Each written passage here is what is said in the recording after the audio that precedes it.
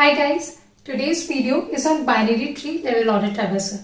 This question is actually a simpler version of BFS. In our last video we saw why do we need BFS, why are queues used to implement BFS, what are the complexities and so on.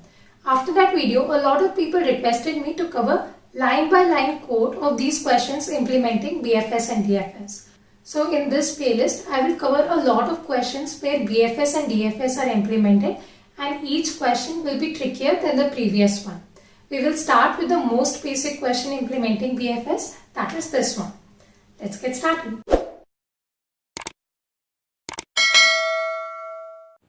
So in this question, as you can see, you're given a binary tree.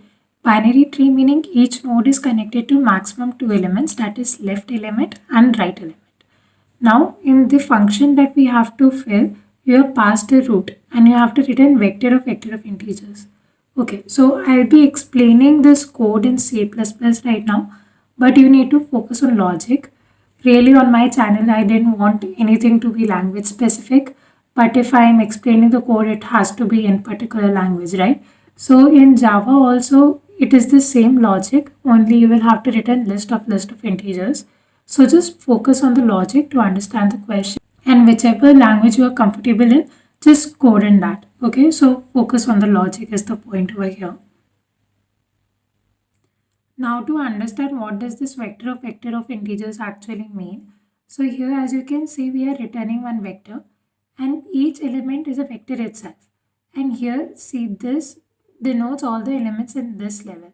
And this vector, that is 9 and 20, denotes the elements at this level. This vector, that is 15 and 7, denotes the elements at this level. So we are doing a level order traversal. First 3, then 9 and 20, and then 15 and 7, and so on. Okay. So now since we have to return vector of integers, first let's define that. So this is the value that we are going to return in the end. Yeah. So we will be returning this value. Now there is an edge case that we should take care of. What if this root that is sent is null? That means that the tree that is given to us is empty. There are no values inside this. Then we have to return this empty res itself, right? That is, the vector is empty. So let's do that. This is the check. Now in BFS we use queue, right? A quick recap, why do we need a queue over here? See, we are in this level. So how do we get these elements? These elements are actually left and right elements of the previous level, right? So if there were two more elements over here, A and B, which were left and right elements of this element 9, then this EB157 should be this in this vector, right? EB157. But if we see, this EB157 are actually left and right values of the previous level, and this is the left and right values in the same order. So left and right of first 9 and then left and right of 20. So if we are using a queue, we will be able to use first and first out in this case. So the values that were first there in the previous level will now be used for the next level. If it is not clear yet, it's completely fine. We will write the code and also dry run, so it's going to be okay. So let's form a queue now. So now another doubt that should come to your mind is that why have I taken queue of nodes and not queue of integers? Because our final answer should be of integers, right? It is vector of integers, not of nodes. This node actually has an integer value, right? But we actually need queue of nodes over here. Why? Because when we will be extracting the value for the next level, we actually need to use the connection left and right? So unless we have the node, how will we be able to access left and right values just from integer value? We won't be able to, right? That is why we need a queue of nodes and not of integers. Then I have pushed the root value over here. Why have I done that? See, we will write a general algorithm for all the levels, but in the first level, there will always be one element, right? So in this case, it is root, which has the integer value 3 in our case. So, but in the first level, always there will be only one element. So I have pushed that element explicitly, and for the rest of the levels, we will write a general code. So now I have put a while loop over here. So each time we get into this while loop, we are actually going to a new level. So the first time we get into the while loop, we know that we are in the first level, which has the one element, that is root element. In our case, it has 3. Okay. The next time we get into the while loop, our queue should have the elements 9 and 20. And the next time we come, it should have 15 and 7, and so on. So basically, in each iteration of the loop, we are going to a new level. Now, what do we do when we get into a new level? We form a new vector. Why is that? See, we need new vector for each level, right? So this is one vector, this is one vector, this is one vector. In the end, like after each while loop iteration, we will then insert this one current vector into our resultant vector. That is the final thing that we are returning, right? Now another question can be, why are we not defining this current vector outside the while loop, and why are we defining it inside the while loop? That is a very good question, because you might think we are going to need this current for each level, right? Then why not declare it outside? Why are we making the new vector again and again? See, we need a new vector for each level, right? See, for here, this is a new vector. Here also there is a new vector. If we end up using the same vector, that is if I define the vector current outside, then I will have to clear the vector and then use it. So instead of doing that, what I'm doing is I'm just defining it inside. So it makes my work easier. I don't have to clear it. Now I'm calculating the queue size. So this S actually denotes the number of nodes that will be there in that particular level. So here there is 1. So in the first case, S should be 1. In the next case, as there are 2 elements, S will be 2. Say there were 2 elements of 1 element, the S will corresponding to that size over here. Okay. Now what do? We need a for loop. Now why is this? Okay, this is a very important point. We end up missing this for loop many times when we are using BFS, but this is important. So basically this while loop is for each level and this for loop is for each element in that level. So when we get into the while loop, there are S elements in the queue. These S elements are all the elements at that level. Now for each element in that level, we need to pop that element and also get the values for the next level. Now another question can be, why have I written this S outside explicitly? Why do I need this variable at all? Why can't I just write queue.size over here? We can't do that because we will be changing the queue size over here. We will be inserting the values in the next level in this for loop, right? So as we do that, the size of the queue is changing, but we don't want that. We just want to iterate through these S elements in that particular level. And when we come in the next while iteration, that is when we want the next level wala items to be used, right? We will see now how I am changing the size of the queue. It will be clearer now, okay? So for now, what I do is I pop out the first element in the queue, that is the front element. So in this case, say I had pushed 9 first, so 9 will come out from this level, right? So since I have the front element now, what will I do?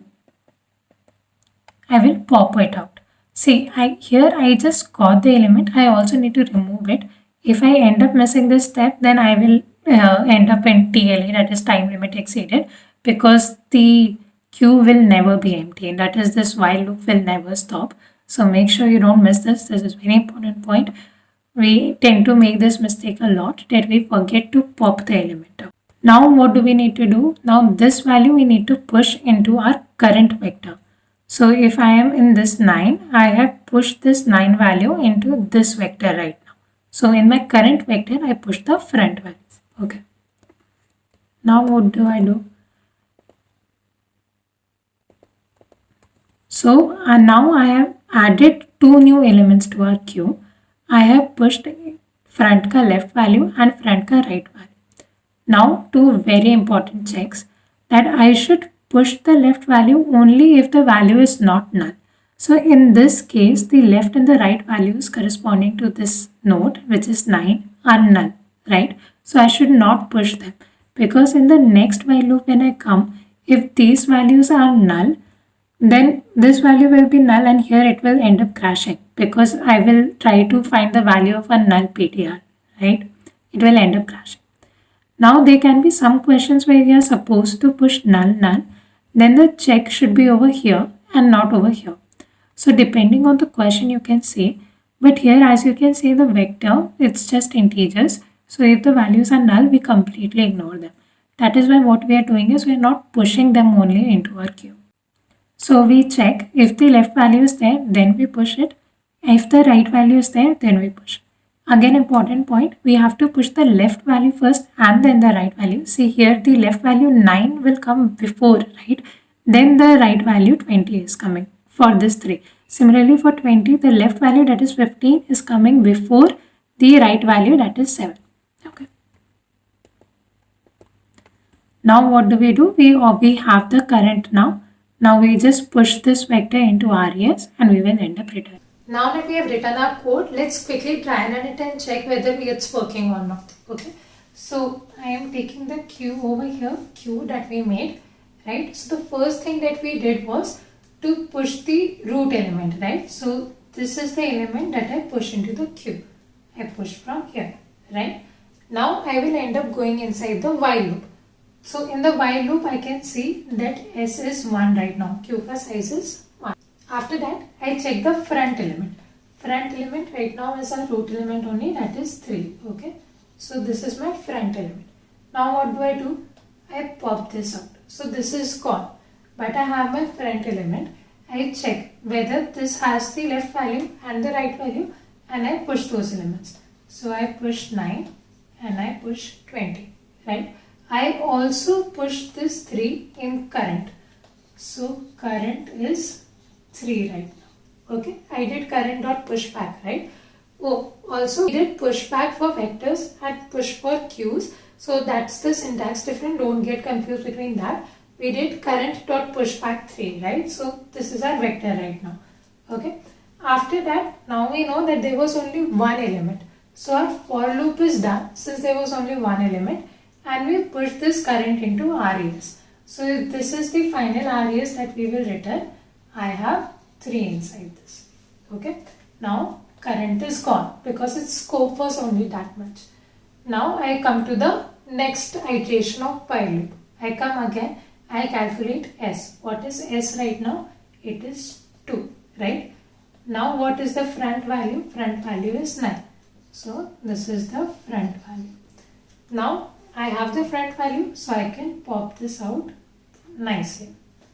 I also push this 9 into current value, right? I had the front value, right? So front ka value I pushed into current. Now I check whether this front ka left is there, then I push it. If right is there, then I push it. See, that is why that check was so important. Here, these two elements are not there. So we are not pushing them into our queue only. Okay. So now we are out of this, we don't need it. So for loop ka second element for s equal to 1, it will be 20. So now 20 is my front element. So front is this. I can pop this out nicely because this is gone. I push this into my current value. I am still inside my for loop, okay, for the second time. Now I check this front has left. So I push 50. That is the left value. Then I check whether it has right. Then I push 7. Now that I have pushed these two, I am outside my for loop and I push this current into res. Okay. The next time we come again, S is 2. Then we check this is the front value for the first time, 50. I pop this. It has no values. And I push 15 over here, no left, no right, so nothing to be pushed inside the queue. Then I make 7 as my front value. This was front value earlier, now this is the front value.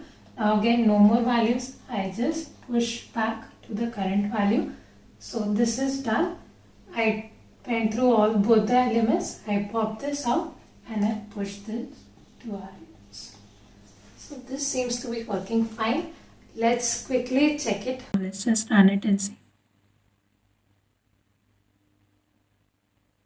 So we have passed the test case. Now that we are done with this question, let me tell you good news. You should now be able to solve a lot of questions on BFS. Let me show you two very simple examples. There is just one line change and you will be able to solve them. So one is binary tree level order traversal 2. Here all you have to do is return the final RES in opposite manner, in reverse manner. That means this 3 will be the last vector, then 9, 20, then 15, 7, and so on. That is, it should be in reverse order. So the entire code remains same. Only you have to add one extra line in the end. That is, you're reversing the RES before returning. That is it. So you can solve one more question. And there is another question. Binary tree zigzag level order traversal. And this is actually a very good question. I was asked this in one of my interviews. Here again there is just one line change, as you can see. So here, as you can see here, if the size mod 2 is 1, that is C. Here I have pushed only one level. So when I come into the next level, that is the even level, then at that time before pushing it, the mod value is 1, right? At that time I reverse this. So you can see before pushing it into RES, I am just reversing the current vector. So every alternate vector that I am inserting into this final RES, I am going to reverse it over here by putting this check. So we solved 3 questions of LeetCode today. Let me know how you found this explanation, because I plan to do many videos on DFS and trickier questions on BFS and DFS, and I am planning to explain the code just like this. Please do let me know if it was helpful or not, and please do like, share and subscribe. It will mean a lot to me.